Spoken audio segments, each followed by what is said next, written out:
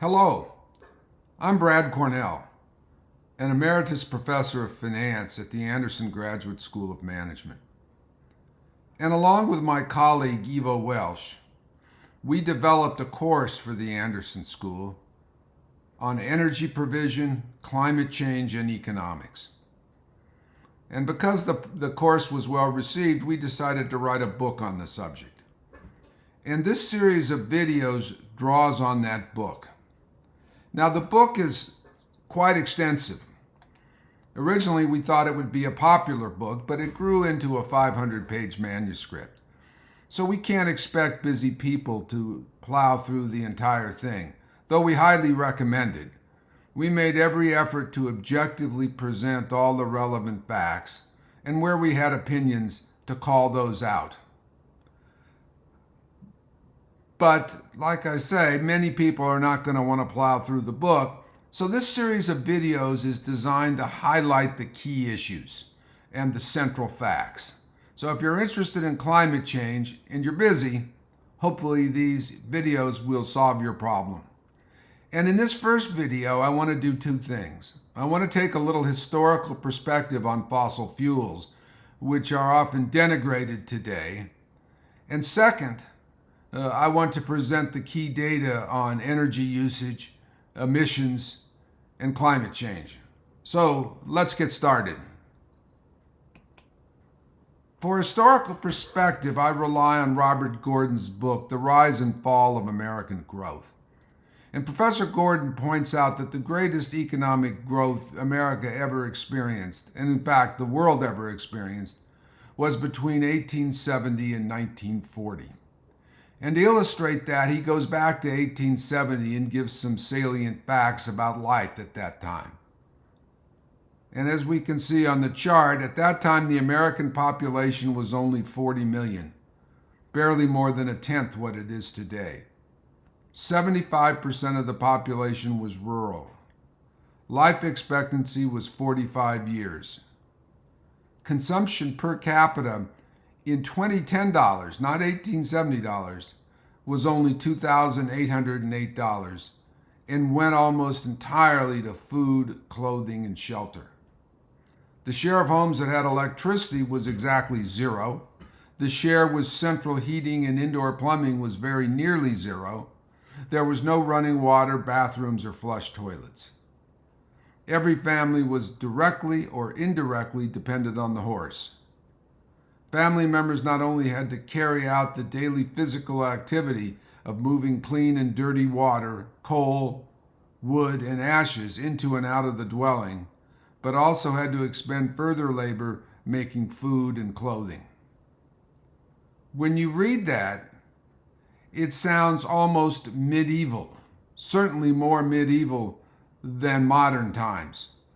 But by 1940, the world had transformed itself into something that is very recognizable. And a key aspect of that was the use of technology in employing fossil fuels. Here are some examples. Perhaps the most important is the thermal generation of electricity. That allowed for the electrification of American life and all the household conveniences and industrial benefits that came along with it. Second probably is the internal combustion engine for light vehicles and farm equipment, which made life so much more convenient and less trying, particularly on the farm. Airplanes using fossil fuels allowed for much more rapid transportation. Diesel locomotives allowed trains to carry more cargo. Diesel and electric shipping galvanized world trade. And the Haber-Bosch process made possible the manufacture of synthetic fertilizers. That's a process by which nitrogen is converted from N2, which plants can't use, into ammonia, which it can. Without the Haber-Bosch process, we would not be able to feed the 8 billion people that currently live on the planet. And that takes us to the next issue, which is population itself. The world population, to say that it's a hockey stick would be an understatement. the growth in the 20th century and up through the present has been absolutely dramatic. From only about 1 billion people, we now have a population, according to the UN, of 8 billion people. This chart prepared last year is already somewhat out of date. So the problem we face is providing reliable, low-cost energy to those 8 billion people. In fact, the world, you can divide that population into two groups. Those who live in developed countries that have access to low-cost, reliable energy, and those that live elsewhere are mad about it and want to have access to low-cost, reliable energy. So the problem is, how can we provide that without causing undue environmental harm? And when I say we, who am I talking about? Where do most people live? Who are those people? If we think per capita, the places where it's really going to matter how we use energy are the places where most people live. And where is that? Well, this chart shows the density of population as little yellow and orange dots. And you can see clearly from this that most people live in Asia. Africa is coming on strong with the world's highest growth rate and is now the second most populated continent. Parts of Latin America are also growing rapidly. The United States and Europe are really quite low density population places. So when we talk about the future of global climate change, we're really talking about Asia first, Africa second, and the Middle East actually comes in. You can see how densely populated that is. Third, Latin America coming on, and the United States and Europe, who were the dominant places in the production, energy usage and emissions productions in the 20th century, are not going to play a very significant role in the 21st century.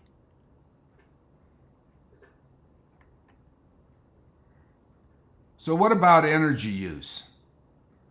Well, this table shows the population of both the OECD countries and the non-OECD countries. OECD countries are basically the United States, Europe, the other Anglo countries, Australia, Canada, New Zealand, and Japan. That group. The non-OECD is everybody else. And you can see even by 2022, the non-OECD countries account for almost 2/3 of global energy consumption, despite the fact that their per capita per day usage is much lower. As their per capita per day usage of energy, particularly in Africa, rises toward the standards of Europe, yet alone the United States, we can expect total global energy consumption to grow. And that's better seen by looking at a graph, probably, than this table. This graph shows total primary energy usage from 1980 to the present. The OECD countries are shown as a line, a blue dotted line. And you can see that remains about constant. The rest of the world is everything else. And you can see China has risen dramatically. India is projected to come on strong. Other non-OECD countries are still growing, and Africa is just beginning to grow. So the story of the 21st century and beyond with respect to climate change and emissions is not going to be OECD. Hopefully OECD can provide some leadership, and I'll talk about that in later sessions. But as to being an important source of emissions, by 2050 it will be a secondary player. So that shows how our energy usage, what type of fuels have we relied on to produce that energy? And that's shown here in this graph, which goes from 1990 to 2021, along with projections by the EIA for 2022 and beyond. And it's clear that the rise of coal, oil, and gas has been dramatic. Currently, those three fossil fuels account for over 80% of total energy usage in both the United States and the rest of the world. And while their growth is expected to slow, it's not projected to stop. Now, maybe policies will change that, and we'll talk about that later.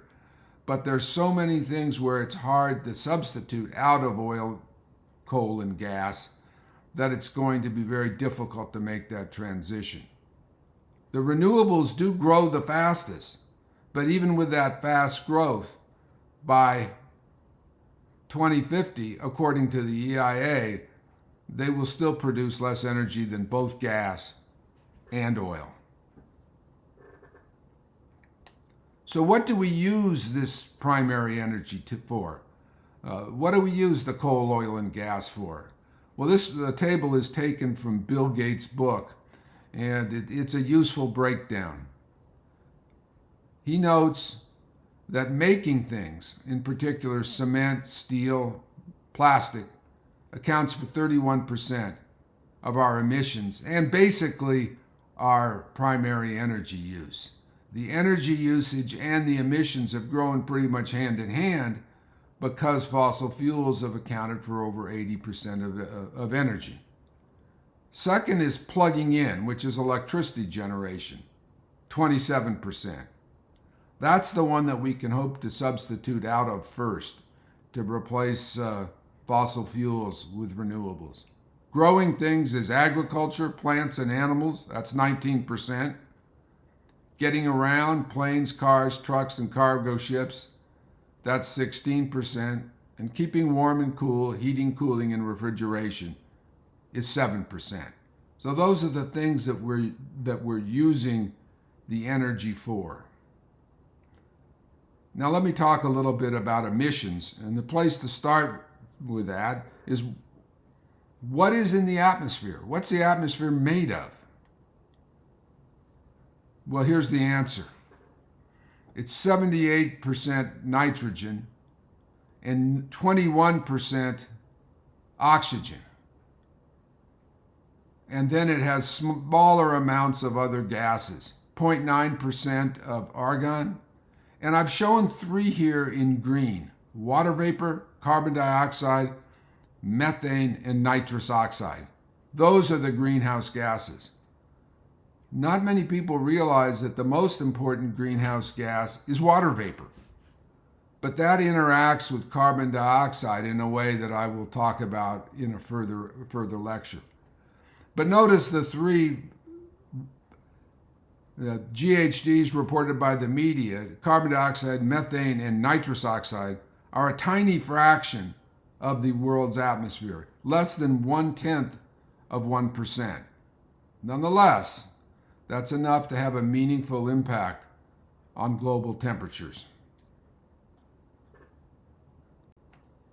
Now, one thing you have to be aware of is how emissions are measured. In this particular chart, it's gigatons, that's billions of tons of CO2 per year. That's a very common measure. But remember, CO2 is not the only greenhouse gas. Putting aside water vapor, which is usually not included, we have the methane and the nitrous oxides.